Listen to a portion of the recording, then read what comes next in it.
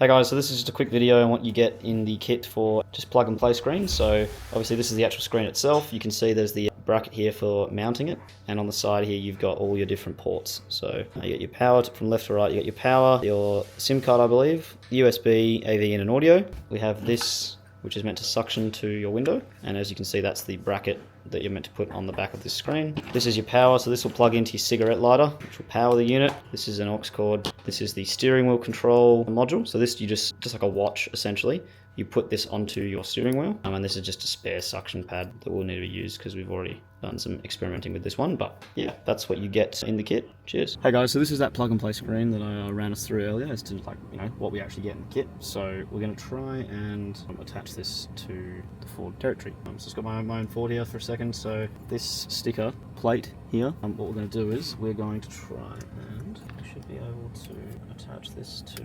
So in order to use this, what you do is, this is the suction cup, and essentially you place this on here and you suction it to that. This is dusty, but if it wasn't, you'd be able to suction cup it just directly to like so. And now it's completely, I could not get this off. It's very hard to get off. And then this obviously will peel off, and I will be able to stick it, just mount it just directly above here, which would be ideal. So on top of here, just so that the unit can just stick just above my radio, so I can still see everything I want to see here, and I can also get my Apple CarPlay up the top. So obviously to quickly mount this to your actual screen, you'll see here there'll be words that say open with an arrow pointing down and close with an arrow pointing up. And with your bracket here, you want to just place that into those 4 squares and then push up to where it says close, and you should hear a click like so, and then now it's completely mounted into the screen. So all done there guys, and I've just peeled off the sticker. There'll be a little tab on the outside here that will make that easier. So start from here, peel off, it'll be this red sticker. Now for my particular car, the Ford, I'm just going to stick it right up here.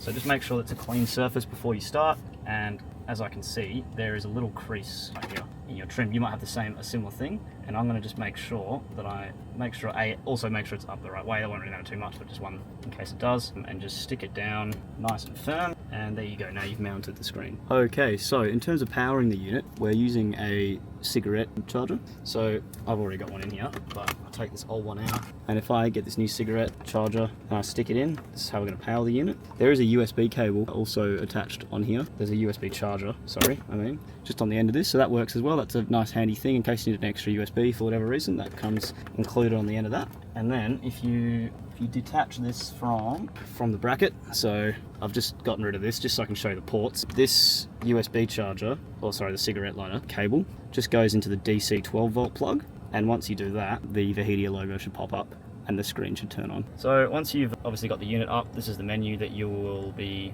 greeted with. So you swipe down from the top, you press Bluetooth, and this is an example phone we got here. So it'll say car Bluetooth _ B6D3. It'll be the same name that you see just up here. So you press on that, it'll say pair, and it'll pair request, and it'll say, would you like to connect to CarPlay? You press connect. Then if you go back home and you press the CarPlay icon, it'll be greeted with this menu. So once you're connected to that, you go to your Wi-Fi, and you say my network's CarPlay _ Wi-Fi 8B11. So just try and connect to that. Now once that's connected, the screen will switch over to Apple CarPlay. And then if you go, for example here I've got Perth as directions. So if you go view routes, and it pops up on the screen, no worries. So cool, we've got the actual Apple CarPlay working, but what about the actual audio?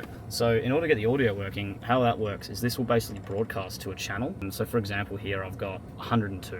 If on my car I go to here and you find the tuning option for your radio. So for example what I use on mine is 95.3. So on here, if I tune on the unit to 95.3, so you can get that audio there, which is pretty good. And that's the music that I'm playing currently on this phone. So you can obviously see, you should all night long, and essentially the car is picking up the audio from the unit, and the unit is using CarPlay on your actual phone. So if you go back to the CarPlay here, and you press this, you can see you got You Should Know All Night Long, and you got this, and so it's all working.